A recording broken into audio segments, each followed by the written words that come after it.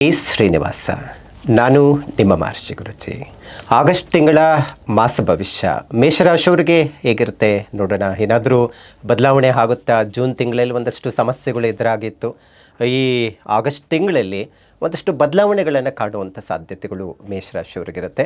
ಹಾಗಾಗಿ ಮೇಷರಾಶಿಯವರಿಗಂತೂ ಈ ಮಾಸದಲ್ಲಿ ಪಂಚಮ ಸ್ಥಾನದಲ್ಲಿ ಒಂದಷ್ಟು ಶುಕ್ರ ನೀಚ ಸ್ಥಾನಕ್ಕೆ ಹೋಗ್ತಾ ಇರ್ತಾನೆ. ಯಾವಾಗಲೂ ಅಷ್ಟೇ ಪಂಚಮ ಸ್ಥಾನ ಪುತ್ರಸ್ಥಾನ ಮತ್ತು ಪೂರ್ವ ಪುಣ್ಯ ಸ್ಥಾನ ಅಂತಲೂ ಹೇಳ್ತೀವಿ.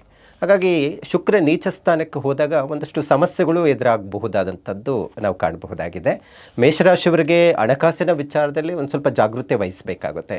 ಅತಿಯಾದ ಖರ್ಚುಗಳು ಆಗಬಹುದು ಮತ್ತು ಒಂದಷ್ಟು ಬರಬೇಕಾಗಿರುವ ಹಣ ಬರ್ದಿರ ಹೋಗುವಂಥ ಸಾಧ್ಯತೆಗಳು ಹೆಚ್ಚಾಗಿರುತ್ತೆ. ಯಾವುದೇ ದೊಡ್ಡ ಮಟ್ಟಿಗೆ ಹೂಡಿಕೆ ವಿಚಾರದಲ್ಲಿ ಯಾವುದೇ ಈ ಮಾಸದಲ್ಲಿ ಮಾಡೋಕ್ಕೆ ಹೋಗಬೇಡಿ. ಮತ್ತು ಅದರ ಜೊತೆಗೆ ಅತಿಯಾದ ಖರ್ಚುಗಳು ಇರೋದರಿಂದ ಖರ್ಚುಗಳನ್ನು ಸ್ವಲ್ಪ ನಿಗಾ ವಹಿಸೋದು ಅಗತ್ಯ ಇರುತ್ತೆ. ಇನ್ನು ಆರೋಗ್ಯದ ಬಗ್ಗೆ ಹೆಚ್ಚು ಕಾಳಜಿಯನ್ನು ಕೊಡಲೇಬೇಕಾಗುತ್ತೆ.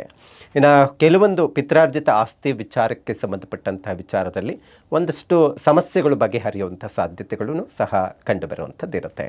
ಇನ್ನು ಏಕಾದಶ ಸ್ಥಾನದಲ್ಲಿ ರಾಹು ಇರೋದರಿಂದ ಒಂದಷ್ಟು ಹಣಕಾಸಿನ ವಿಚಾರದಲ್ಲಿ ಇನ್ ಟೈಮ್ಗೆ ಯಾವುದೇ ರೀತಿಯಾದಂತಹದ್ದು ಕೆಲಸಗಳು ಆಗೋದಿಲ್ಲ. ಬರಬೇಕಾಗಿರುವಂಥ ದುಡ್ಡಿನ ವಿಚಾರದಲ್ಲಿಯೂ ಒಂದಷ್ಟು ಸಮಸ್ಯೆಗಳು ಉಂಟಾಗುವ ಸಾಧ್ಯತೆಗಳು ಇರುತ್ತೆ.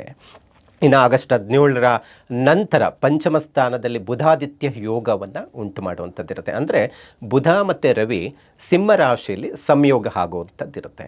ಈ ಎರಡು ಗ್ರಹಗಳ ಸಂಯೋಗದಿಂದ ಒಂದಷ್ಟು ಶುಭ ಫಲಗಳನ್ನು ಕೊಡಲಿಕ್ಕೆ ಸಾಧ್ಯ ಆಗುತ್ತೆ. ಹಾಗಾಗಿ ಇವರಿಗೆ ಕೆಲಸ ಕಾರ್ಯಗಳಲ್ಲಿ ಹೊಸದಾಗಿ ಏನಾದರೂ ಪ್ರಾರಂಭ ಮಾಡುವಂಥ ಸಾಧ್ಯತೆಗಳು ಇರುತ್ತೆ. 17ರ ನಂತರ ಒಂದಷ್ಟು ಶುಭ ಕಾರ್ಯಗಳು ನಡೆಯುವಂಥ ಸಾಧ್ಯತೆಗಳು ಸಹ ಕಂಡುಬರುತ್ತೆ. ಇನ್ನು ಅದರ ಜೊತೆಗೆ ಅತಿಯಾದಂತಹ ಶುಭ ಕಾರ್ಯಗಳು ಅಂತ ಹೇಳಿದ್ರೆ ಅಥವಾ ಏನಾದರೂ ಒಂದು ಹೊಸ ಮನೆ ಕೈ ಹಿಡಿಯುವಂಥದ್ದಾಗ್ಬೋದು, ವಾಹನ ಖರೀದಿ ಮಾಡುವಂಥದ್ದಾಗ್ಬೋದು, ಈ ರೀತಿ ಒಂದಷ್ಟು ಕೆಲಸ ಕಾರ್ಯಗಳಾಗುತ್ತೆ. ಮತ್ತು ಅದರ ಜೊತೆಗೆ ಅತಿಯಾದ ಖರ್ಚುಗಳು ಸಹ ಉಂಟಾಗುವಂಥದ್ದಿರುತ್ತೆ. ಇನ್ನು ಭೂಮಿ ವಿಚಾರಕ್ಕೆ ಸಂಬಂಧಪಟ್ಟಂತಹದ್ದು ಒಂದಷ್ಟು ಏನಾದರೂ ಖರೀದಿ ಮಾಡಬೇಕಾದ್ರೂ ಸ್ವಲ್ಪ ಆಲೋಚನೆ ಮಾಡಿ ಖರೀದಿ ಮಾಡೋದು ಬಹಳ ಮುಖ್ಯವಾಗಿರುತ್ತೆ. ಆದರೆ ಮಾರಾಟದ ವಿಚಾರದಲ್ಲಿ ಭೂಮಿ ವಿಚಾರದಲ್ಲಿ ಸ್ವಲ್ಪ ನೋಡ್ಕೋಬೇಕಾಗುತ್ತೆ. ಹಣಕಾಸಿನ ವಿಚಾರದಲ್ಲಿ ನಷ್ಟ ಉಂಟಾಗುವಂಥ ಸಾಧ್ಯತೆಗಳು ಸಹ ಇಲ್ಲಿ ಕಾಣಬಹುದಾಗಿದೆ. ಯಾಕಂದರೆ ಕುಜ ಮಿಥುನ ರಾಶಿಯಲ್ಲಿ ಇರೋದರಿಂದ ಒಂದಷ್ಟು ರಾಷ್ಟ್ರಾಧಿಪತಿನೇ ಕುಜ ಬಲಹೀನನಾಗಿರ್ತಾನೆ. ಭೂಮಿಗೆ ಸಂಬಂಧಪಟ್ಟಂಥದ್ದು ವ್ಯಯ ಆಗುವಂಥ ಸಾಧ್ಯತೆ ಇರುತ್ತೆ. ಹಾಗಾಗಿ ಭೂಮಿ ವಿಚಾರದಲ್ಲಿ ಸ್ವಲ್ಪ ಎಚ್ಚರಿಕೆ ವಹಿಸಬೇಕು. ಇನ್ನು ರೈತರು ಬೆಳೆದಂತಹ ಬೆಳೆ ಆಗಬಹುದು, ಅದನ್ನು ಸಹ ಅಷ್ಟಾಗಿ ಲಾಭವನ್ನು ನಿರೀಕ್ಷೆಯನ್ನು ಮಾಡಲಿಕ್ಕೆ ಆಗೋದಿಲ್ಲ. ಇನ್ನು ಅದರ ಜೊತೆಗೆ ಯಾರಿಗಾದರೂ ದುಡ್ಡು ಕೊಟ್ಟು ಮೋಸ ಹೋಗುವಂಥ ಸಾಧ್ಯತೆಗಳನ್ನು ಕಂಡುಬರುವಂಥದ್ದಿರುತ್ತೆ. ಒಂದಷ್ಟು ಗ್ರಹಗಳ ಬದಲಾವಣೆಗಳಲ್ಲಿ ಒಂದಷ್ಟು ಶುಭ ಫಲಗಳನ್ನು ಕೊಡುತ್ತೆ. ಒಂದಷ್ಟು ಗ್ರಹಗಳು ಬಲಹೀನನಾಗಿದ್ದಾಗ ಸಮಸ್ಯೆಗಳು ಉಂಟಾಗುವ ಸಾಧ್ಯತೆ ಇರುತ್ತೆ. ಬುಧಾದಿತ್ಯ ಯೋಗ ಒಳ್ಳೆ ಫಲಗಳನ್ನು ಕೊಡುತ್ತೆ. ಹೊಸ ಬಿಸ್ನೆಸ್ಸು ವ್ಯವಹಾರಕ್ಕೆ ಸಂಬಂಧಪಟ್ಟಂತಹ ವಿಚಾರದಲ್ಲಿ ಅನುಕೂಲ ಉಂಟಾಗುತ್ತೆ. ಆದರೆ ರಾಷ್ಟ್ರಾಧಿಪತಿ ಮಿಥುನ ರಾಶಿಯಲ್ಲಿ ಬಲಹೀನನಾಗಿರೋದ್ರಿಂದ ಭೂಮಿ ವಿಚಾರಕ್ಕೆ ಸಂಬಂಧಪಟ್ಟ ಸಮಸ್ಯೆಗಳು ಸಹ ಎದುರಾಗುವ ಸಾಧ್ಯತೆಗಳು ಇರುತ್ತೆ. ಇನ್ನು ಅದ್ರ ಜೊತೆಗೆ ಕೋರ್ಟು ಕಚೇರಿ ವಿಚಾರದಲ್ಲಿ ಏನಾದರೂ ಇತ್ತು ಅಂತ ಹೇಳಿದ್ರು ಯಾವುದೇ ರೀತಿಯಾದಂಥ ಬದಲಾವಣೆಗಳು ಇರೋದಿಲ್ಲ.